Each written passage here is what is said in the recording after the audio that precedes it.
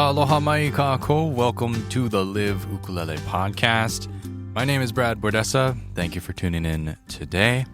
Just coming off of the George Kahumoku Jr. Slack Key and Ukulele Workshop. I was an instructor there. Had a lovely time learning, teaching, playing music, and I had a chance to sit down with my buddy Peter DeAquino, and we talked story a little bit about some things about the music business and some of the tricky business situations that we get into, and also a little bit about pedals and his different performance settings or the different places that he plays. The Live Ukulele podcast is listener supported. If you like what you hear and want to support the cause, go over to liveukulele.com/store and check out some of my ebooks and video courses, video lessons. Anything that you purchase over there will directly support the podcast and the other free resources that I create, along with the premium stuff that I offer. And if you want to stay up to date on what I've been up to, some behind-the-scenes news kind of things, and also notifications and updates on the different materials that I'm working on, along with podcasts and, transcriptions and that kind of a thing that I put out, you can sign up for my newsletter. Go to the homepage of liveukulele.com and click on the sign up button, or you can go directly to liveukulele.com/sign up to get on my mailing list. And I don't send out emails that often. Once, maybe twice a month if I'm feeling really inspired. But then I do send out more when it's time to launch a product, let people know about it. But that's a great way for us to stay in touch and for you to stay up to date. And always feel free to respond to any of those emails and let me know where you're at in the world, where you're listening from, what you're working on, those kinds of things. I love to hear from you folks. So it's now a week later after the workshop. Got home last Wednesday, recording this Wednesday, and you'll be hearing this on the coming Saturday. Fighting off a little bit of a fatigue, I don't know what it is, congestion kind of a thing. Hopefully I don't lose my voice too much. Got some gigs coming up. But yeah, it was a lovely week. It's always a lovely week. It's always a fun time. It's always, a joy to see the teachers and the students again that we know, and to also meet some new folks. And this year was, like every other, you kind of add a few more faces to your familiar list, folks that I've maybe emailed with over the course of the year and then had a chance to meet in person. That's always super lovely.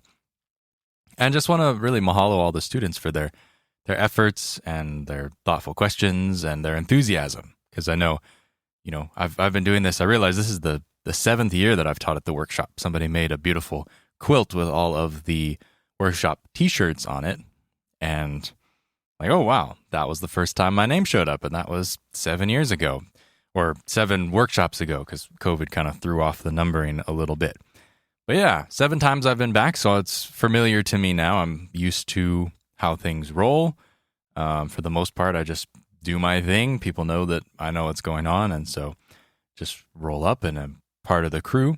But, for a student coming out to the workshop for the first time, it's so exciting, and that kind of excitement is kind of contagious and really makes it more exciting for us because we're teaching a lot of the same things in different ways and, helping people in the same ways, because learning music is a very variety-heavy kind of art, as it were.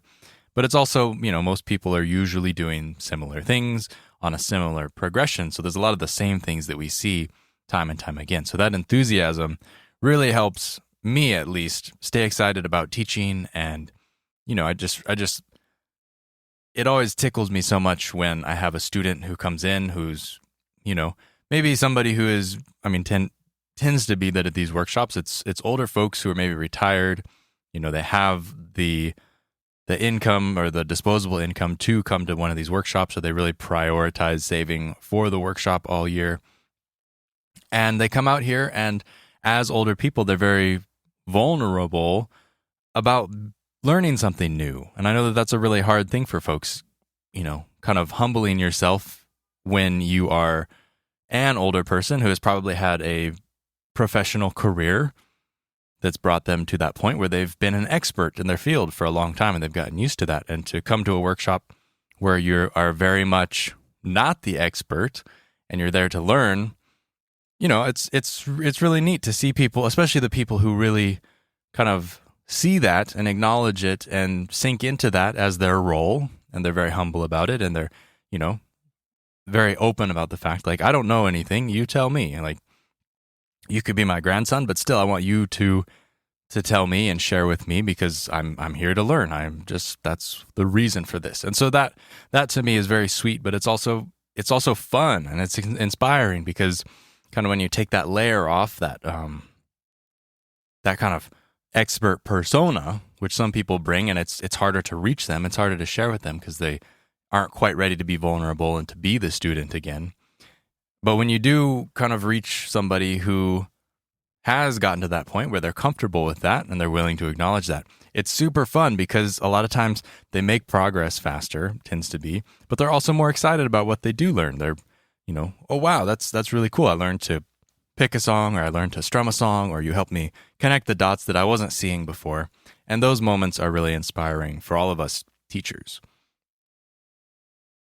So again, thank you to all the students for being awesome, for being vulnerable, and for being stoked.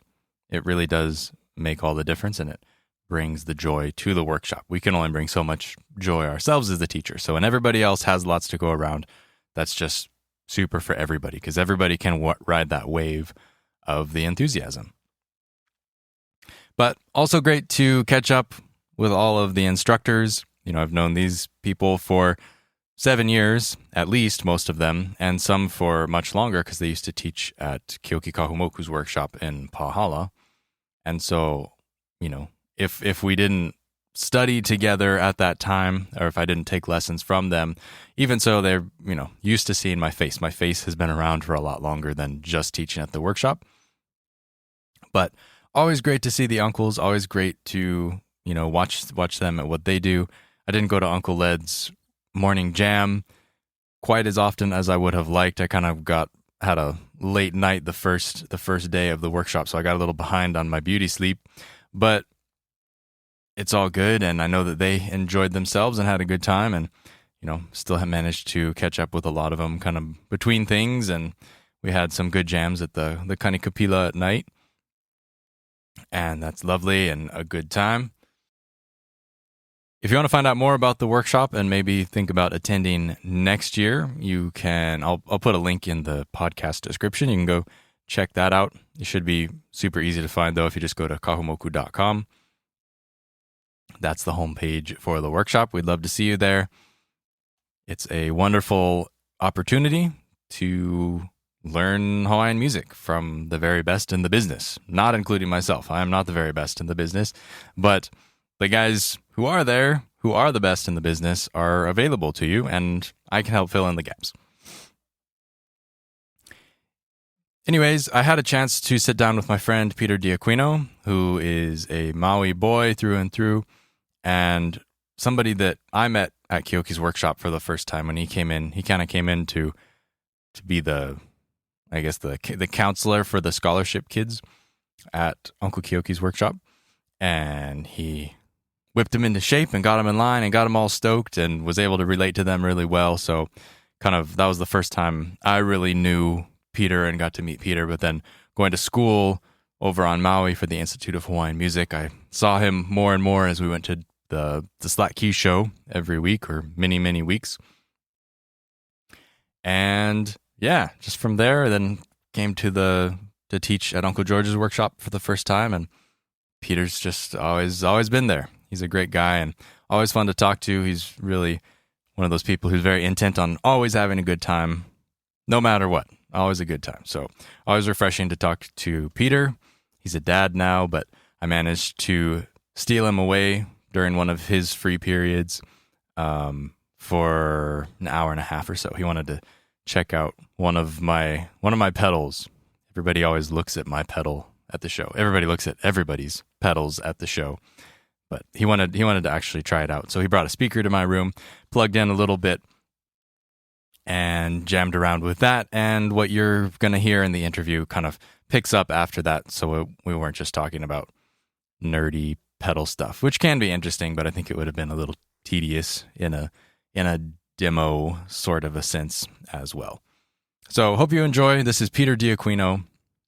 Rough audio from a hotel room, but I hope you enjoy it. We had a nice time catching up a little bit better, and I think we talked about some interesting stuff that maybe folks don't talk about a whole lot, especially the thing of the money things, right? People don't like to talk about money, but it was interesting to hear his thoughts and to compare notes, and music is hard.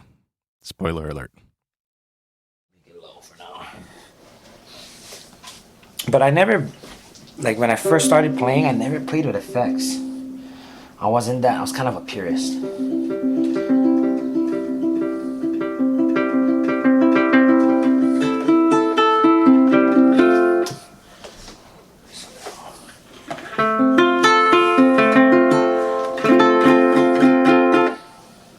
Wait, so your delay's on all the time?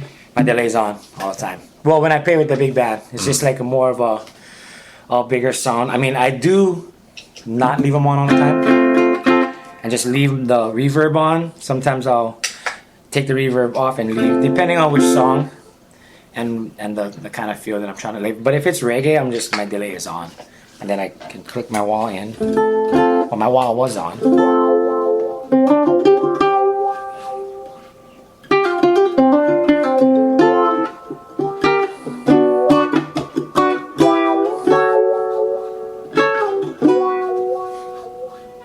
Which is like, it's a nice clean sound, you know, and then the boost. See that little swoopy that... Am I hearing your slipper? Or? No, that's the pedal. That sounds and like the your pedal, slipper. and the pedal ends up like, when I first buy it, it's clean. And then when I start doing it, it's like, oh, then I clean it out, it still does that. Oh, it's weird. I've gone through like 4 of these pedals. And I like the sweep of this pedal, because I used to use a regular size Crybaby, so that's like a bigger sweeping motion, and this is the mini Crybaby, and it's just like a smaller sweep. So for the Ute, because it's a smaller, there's like 2 less strings, I find it like just easier to control than a regular, because the bigger one I used to have to kind of sit in a little pocket and just be right in that area. But if I'm out of it, then it's like the tone that I wanted wasn't right. So I got used to this. It's probably just getting used to each pedal. And then like that's this. I like this blues driver because it, like, the gain's there, and because it's on this side of my preamp, the gain kind of, it blows up the preamp, so it kind of gives it that distortion sound.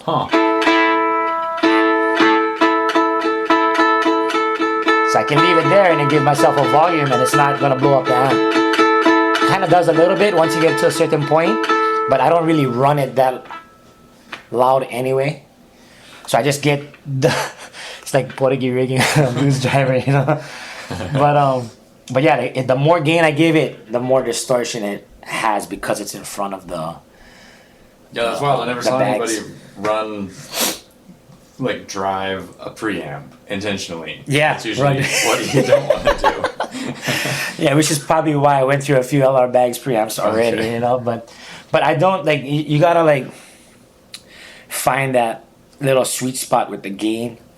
But if I'm playing, like, so I play with my band. It's a 4-piece band: drums, bass, lead guitar, and myself on the ukulele.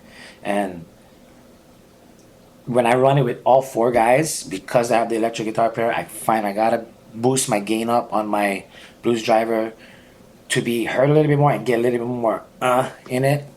But when I play the 3-piece with just bass, drums, and ukulele, I run it a little bit more sweet, because we do a little bit more Hawaiian music, because, you know, we're regular gigging and it's like tourist industry. People want to hear Hawaiian, so if I accidentally hit that pedal, it's not like, oh my God. So I gotta remind myself when I set up, like, okay, who am I playing with, and then adjust it accordingly. But that was like, my brother-in-law, like, was like, have you ever tried to run that first before it goes in? I was like, but how am I gonna do that? He's like, well, you just need more chords, and I'm like, and then he kind of like Frankenstein, and I was like, I can get with that. So that's kind of cool. And then I have this. Yeah. And then this this other flashback delay. Kind of use it like a that's like real a slap. like an echo, but it's like it stops. It's not like then I click it off. It's such an abrupt like where this one is like, and it like it kind of is, but it kind of stops. But then I can still like be playing what I'm playing as soon as it stops, and then I can. It's like an easier or softer turn off when you're trying to switch on and off. But like even if I wanted more, I just go more feedback. And more. And it lasts a little bit longer, you know? You ever scare yourself on stage and get Oh it yeah. Whee! Oh yeah. I used to have a different pedal train, like a different setup where I just had a lot more effects. And I had a distortion and a mega distortion on the thing. And I had like accidentally clicked both of them on. I was like, and the whole band's like, what's going on over there, Peter? Click on, oh, sorry, too much mega. But I had two pedals because we had a certain song that needed, I just like didn't want to reset my stuff before the song. It's always like weird, like when you're in that performance stuff, you're like, oh, this song sounds better with this type. And then this song sounds better when it's a little bit different, and like you gotta go down there and adjust it and then start the song. It's like it's just humbug for me. So I was like, I just add another pedal. Where it gets crazy. But yeah, that's the way this thing runs, but it seems like you can science that thing, huh? I don't see any reason you couldn't do all of that with that thing. Or if you had the expression pedal to go with. Yeah. Me personally, because the wah, I use it, like, I can't use the auto wah because I solo with it and I have, like, different... Well, it's an expression cues. thing. Yeah, it's like you gotta have it when you need it. And with that auto one, it's like, it's kind of cool, but you don't get the same effect, so... Yeah. So your reggae band, is it, like, original songs or cover stuff? I do have a few originals that we've done. I mean, I have the same originals that I wrote a long time ago, and we just, for some reason, with my previous band, we didn't record them, and I still have them. And so I do a few original stuff, but most of it is cover, or like cover songs with our own arrangements,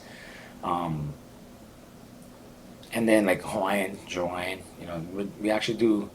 Surprisingly, with my band, a lot more Hawaiian, just because it's a part of me. And when people see me play, and the fans that are of like, they like the Hawaiian music, and they grew up with me playing Hawaiian music because that's what I first was doing. And they're like, "Oh, what about the Hawaiian stuff?" And then the band's like, "Oh," so now I'm like, "Hey, we gotta bust some. And sometimes we'll like reggae, do some Hawaiian reggae, like reggae Hawaiian songs, but not quite like Hawaiian-ish, but like reggae style of it, like rearrangement, like not just playing the regular chords that it would be, but we'll like change it to a minor and like really make them like rootsy. You want to share one for the people? Yeah. So they can hear what you're about? Yeah.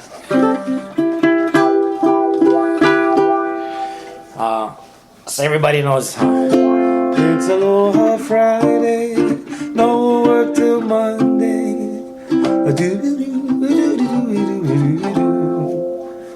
But if I was to do it, I'd be like,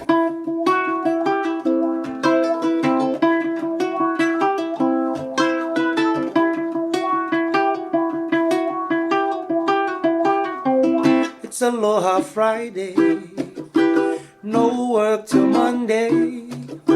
It's Aloha Friday, no work till Monday.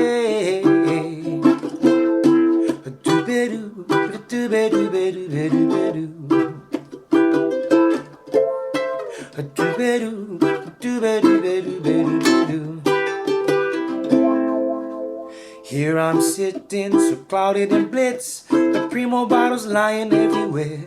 I got this uke in my hand and a Western oil can under my okole for a chair. It's Aloha Friday, no work till Monday. It's Aloha Friday, no work till Monday.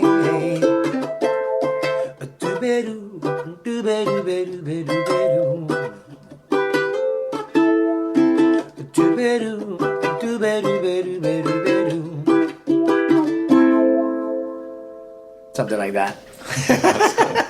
The doobie-doo really works on the minor. It does, yeah. And then I'm like, get crazy, like, smoke a doobie-doo, doobie-doo. The guys are like, what, dude? Doobie-doo? So it gives it a whole new meaning, you know? Like, yeah, exactly. Yeah, right? It's a subtler way to say it. Just say it, smoke it. But yeah, so, and then we also have, like, I've done, like, you know, like,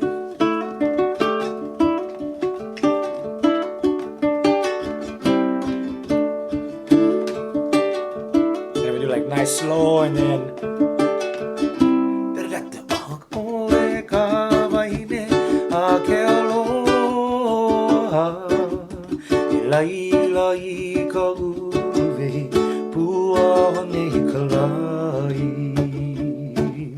we do that kind of stuff too, like, which is your regular Hawaiian style, taking Hawaiian music and putting a reggae beat on it, but all that kinds of fun stuff. And we still do the old school, like, Hawaiian, you know, slow. We do like island style and all of that stuff. But with the drummer. With the drummer, yeah, with the drummer. And he follows along pretty good. Yeah, he does. You know, and it's kind of funny because, you know, growing up playing Hawaiian music, you know, we don't, you know, most off it's just like maybe somebody with some bongos or some congas and some shakers and stuff. And when I first started getting him to play, you know, it was the way the band was like we were like acoustic trio, and then, you know, like, hey, what about a drummer? Yeah, just bring him on. So our music went from doing acoustic trio to like more rootsy, and then I'm like, hey, we're missing this part of our sound. So I just suggest songs to him, go listen to him and stuff, and, you know, when I really figured he could do it, and this is like on the side. We were playing a gig. We were gonna play a gig. There was a band that was playing before us. The drums are all set up, and they did, like, you know, surf music, like almost like Wipeout.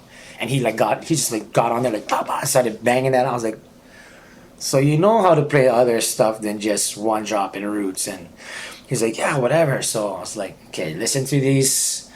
There's a few songs. Go check them out, and he'd check them out, and I'd like suggest stuff because, you know, Hawaiian music's such a predominant percussion, like the ipu, the ili stones, the puili, like those type of hula implements are in Hawaiian music. So if you're gonna learn how to drum Hawaiian music, you should listen to hula and chanting and all of that stuff. So once he started doing that, it like brought him into that, and we're still figuring it out. There's always a feeling point. And what's funny is when we have a weekly gig that we do, so every week we're playing. Wow. At Leilani's on the beach. Every Wednesday from 3 to 5, we're there. I'm there with my friend Kale Nagasako and Chris Cabrera, and we're jamming. It's like, let's just do this. Let's try this one right now. Because sometimes, you know, when you're at a weekly gig, people sitting down and not really paying attention, it's like, if they're not paying attention, we might as well practice. And it's a paid practice, so it's sick. So, like, if you guys ever do practice, you guys know you gotta rent the studio, you gotta pay for time. Like, you go overtime, you gotta pay extra more. So now we're there and we just try stuff, and some stuff hit, and some stuff don't. And we try to record. You know, like, if we know we're gonna do something new, like, let's just record it so we can listen to it back and like get a better understanding of what we did. So that, because music is always moving, so you did something sick in one song, and then you play the next song, you forgot what you did on the last song. So having that recording really helped in the beginning. We don't do it as much because now my memory on my iPhone is like, you gotta delete some stuff, and you're not sure which ones to delete because we used to just run the recorder all the way through the whole gig. So now you gotta. Yeah, so, and then you try to like section it off, and you find like, oh, I forgot to press record. It's like, so it's gets kind of tough that way. But if you get a chance, you just kind of just blast a few songs, record it. And then before the gig, I find myself listening to it like, oh, I remember we did it like this.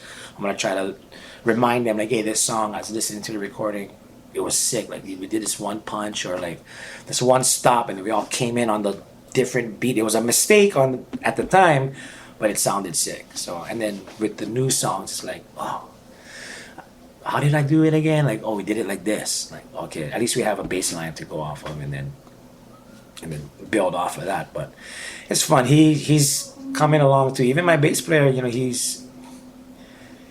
originally played the ukulele, you know, Hawaiian Japanese brother, born in Lahaina, born and raised in Lahaina, and he was, you know, he played hole and all of those Hawaiian standards, and then he said later on they needed bass player. So the mom and dad bought him a bass, and he started playing bass, but it was all reggae. Like, he never played Hawaiian bass.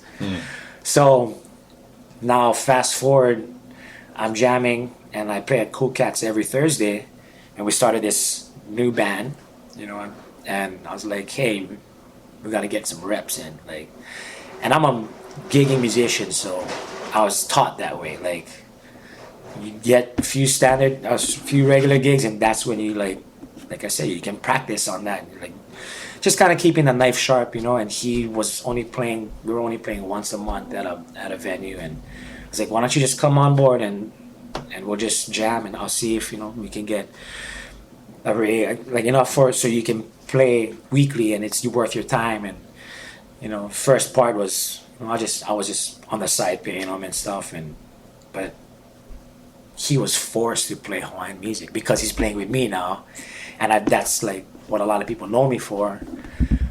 But what was cool is he knows Hawaiian music because that's what he grew up with, but he just never tried to play it on the bass for some reason. He just never had the opportunity to, and now he does. And it's not your regular Hawaiian bass line that you would hear. He does some of it, but it's like his own style of it. But what's really cool is when I do like a pani, he's pani. Like, it's like he does all these different stuff that I never normally heard, you know, because Hawaiian bass, you gotta be steady, you know. They're like, you just stay steady, we're gonna do all of this stuff. And then, but with me and him, he just goes off, and I start listening to Hui Ohana and all of those guys, like Uncle Len and Uncle Ned. Like, I'm listening, like, hey, that's not the guitar, that's the bass doing all those tag riffs. So it's not unheard of, but he's just coming back to his roots that way.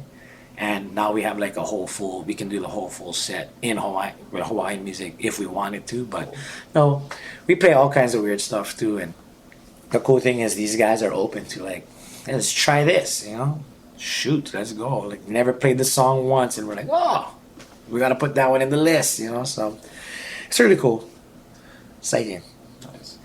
Did you see the video that came out of Uncle Edward's closet or something with it was like the 82 hokus, Hui Ohana on stage? No, the hokus. I did not see that. Yeah, it was super cool. You should try and find it if you can. It's like this, you know, 240p video because it's off of VHS. There's like action, no resolution whatsoever. But yeah, I'd never realized that Uncle Ned played electric, like hollow body electric bass, like the Beatles kind of thing. Crazy, huh? I thought it was always upright, but super cool. And then I was listening to their live CD that they did in Tahiti, and there's ukulele, and it's Uncle Ned playing the ukulele, and Uncle Ned's playing the guitar, but doing the bass lines in like full slacky kind, and he's playing the ukulele. I never knew.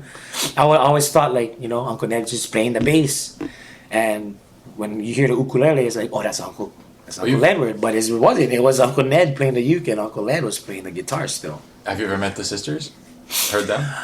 I heard them through Uncle Ned's like lives and stuff. I haven't met them personally, but I mean, they all jam.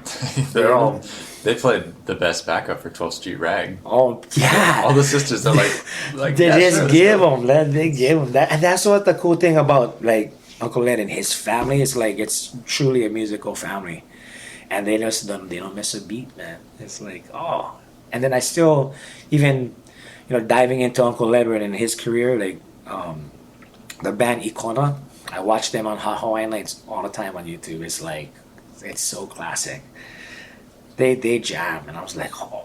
And then Uncle Ed's like singing and doing the fills at the same time, and I'm like, holy smokes! Like, so hard to do. Yeah, and he doesn't miss a note. Like, what the heck? How is he doing? He's like singing falsetto and riffing, and they're like, oh my god. Rewinding. What was that? Oh, it's so good. But like the sound that they get are completely different, but still the same. It's like the feeling is still there. From Hui Ohana. From Hui Ohana and Icona, like two different bands, you know, but they still have that like we gonna give them no matter what. So it's kind of sort of just kind of stems off on how good Uncle Ed is too, and how good all of them are. Because Uncle Ed said the guy that plays bass for Icona, he wasn't on bass. He never played bass until he was in Icona. He was a guitar player. And it's cool to know these stories. You know, we stay at the workshop right now, and you don't hear these stories unless you're sitting down hanging out, and then you're like, oh yeah, you know. That's the most important thing when you get the uncles is like, try not to say anything, just let them talk. Too good, man. Well, where else are you playing?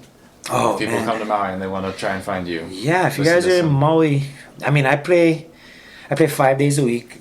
Good for you. It's from Sunday to Thursday. And, you know, of course, you pick up grad parties and stuff like that on the weekends. But starting on what would be my Monday is actually Sunday.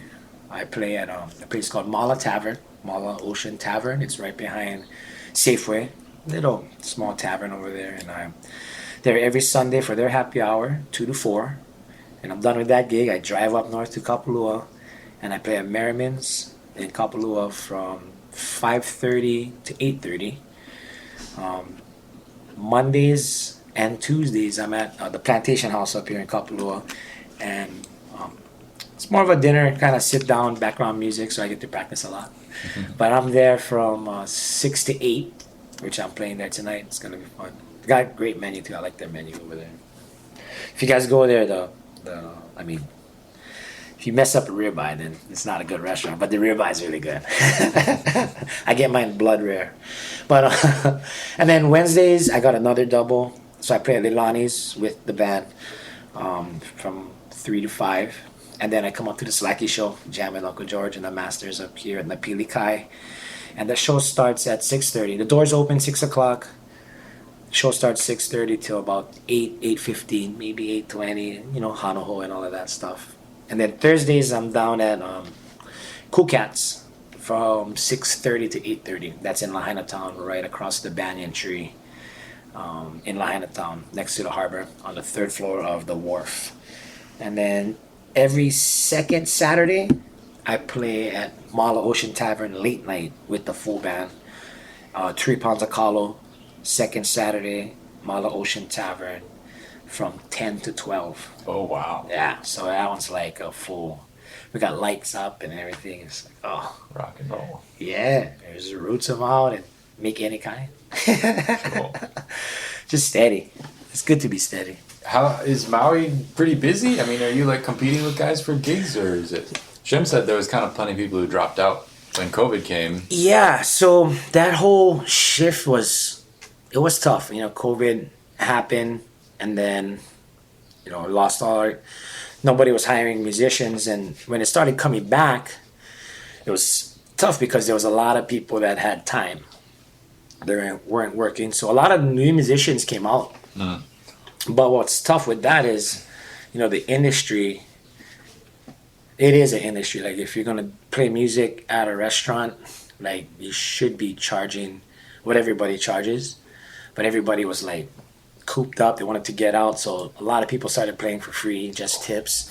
So it just kind of pushed back what we had pre-COVID.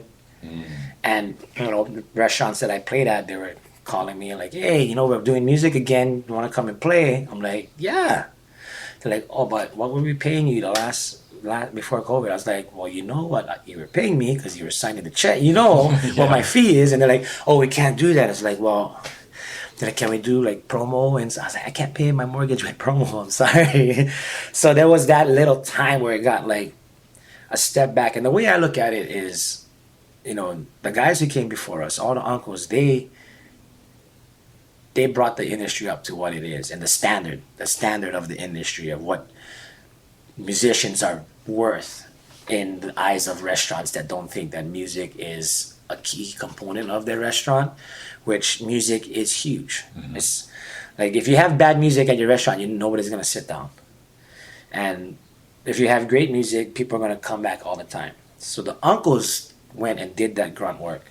They played for pennies, and they did all that hard work to get it to where, you know, now we can make a living off of it.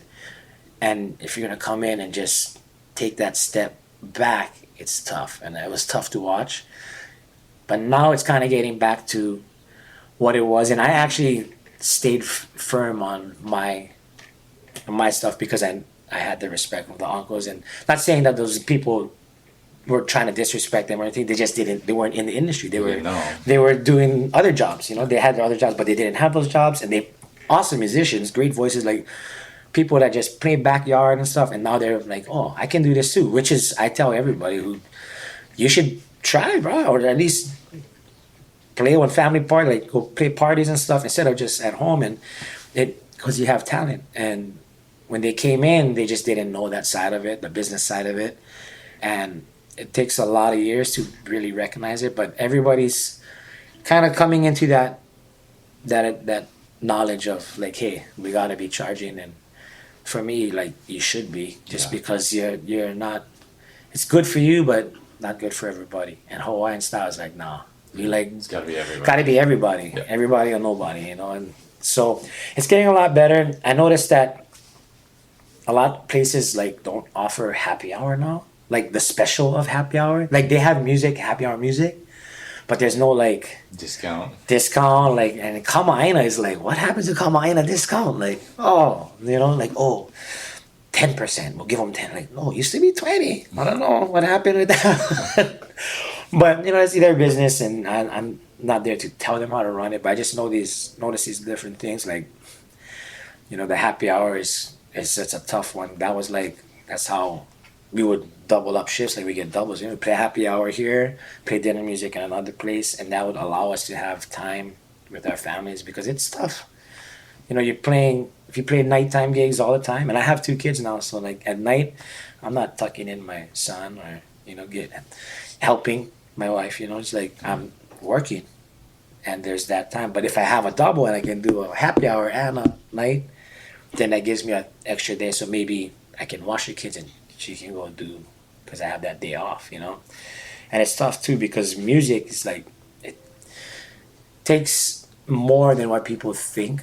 Oh yeah. To play music in front of people, because the way I think about it is like, it's a part of you, like your essence, the music that you like, you know, songs that you play like mean something to you. So if you play for a crowd and you play this song that's like brings all these memories back, and it's just from your now, and it's like from your heart, and you throw it out there and nobody claps, you gotta move on to the next song. You know, that's when music is hard.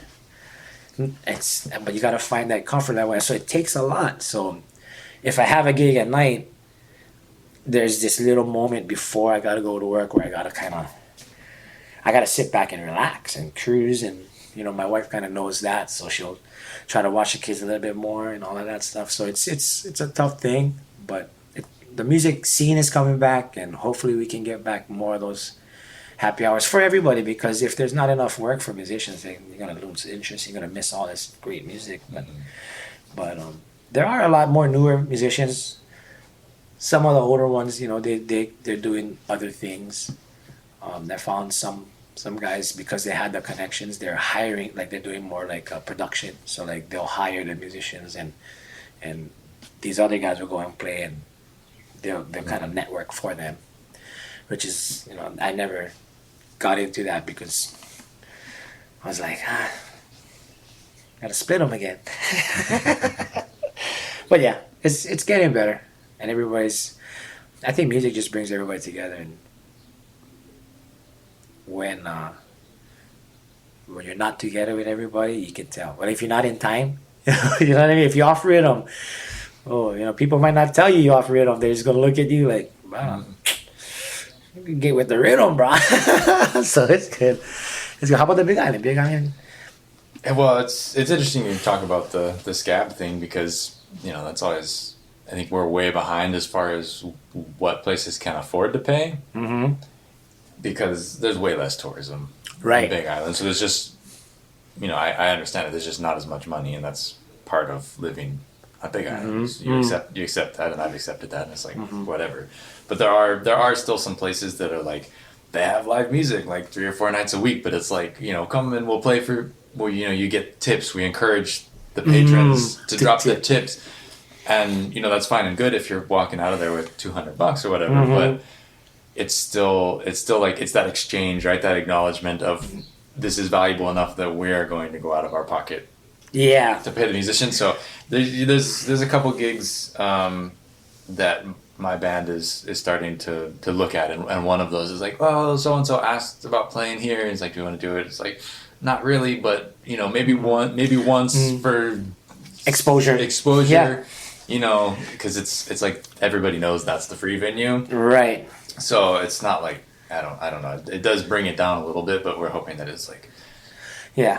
it's not all the time. I don't want to do Not, that. yeah. I know. I totally get that, and that's the tough discussion that you have with the management on that side, and they're Well, and like, also with your peers too, because that's a little bit more normal, I think, on Big Island. And I've got friends who like, oh yeah, I went there and I played for tips, and it's like, I appreciate that you just want to share music and play music, but from a business side, yeah, it's not quite there yet, huh? On that one, yeah. you know, I don't want to. I like playing with you. I do it for fun, but I don't want to play with you for that reason. Yeah. It's a tough thing. It's kind of awkward, especially when understand what there's some you're uncles who are like, nah, it's just about the music, and saying. you know, it's like I don't want to take that business away from Uncle Sonny, so next time he's negotiating, it's that much harder because so and so will come and play for free. For free, yeah, exactly. It's And tough. there's even like you said with your peers too. There's those ones where like like for instance, we have this workshop and I still have my gigs, but there's the couple days that I'm off. So I'm like, okay, those are days that I gotta be here. I'm gonna be here all day and do the whole workshop day. And then there's like, oh, come play this gig. And it's like, because I was trying to negotiate a gig for everybody on a certain day and it was a paid gig. And it fell through on one side and I was like, okay, we cannot do them, sorry. But because I was negotiating gigs, they figured like, oh, you play this cool gig. And I was like, I can't justify that because I'm already getting paid for the workshop and I can't it was just a tough situation to be in. And we as peers as Ohana even like when you have a band, that's on family right there, and when there's gonna be hard times, bad times, but it's just like you're in a spot and you're like, it's hard to say no. And even when you do say no, it's still sore, like it hurts you like, oh bro. And then that night comes, you're like, oh, it could have been, and it's just tough. It's tough. That's what makes the music part tough. The business, because it is a business. And Uncle Boy Kanai was a radio host for KPOA for a long time. He's passed on now. And I remember 6th grade, we had career day. And they came in, Boy Kanai at the Alakai came in. They was talking about the music industry, and they asked, "Who wants to be a musician?" Raised my hand. Like, I don't be a musician. Uncle Boy looked at me and said, "Hey, you gonna be a musician? It's hard. It's hard. I'm not saying like physically hard. You go work construction. That's hard too. But music is hard." And I didn't really get it until you get into those situations. It's like your morals and like your like how you want to be, and then you cannot be because of the business side of it. And it's like, oh man. Because, number one, it is about the music, but then when you make that commitment, like I have, like, and just do music and no other job, it gets tough. It gets like, you gotta charge people. It's like, I always had a hard time charging people, and it hurt. It hurt, like, on my financial side of it. Like, I would be like, oh yeah.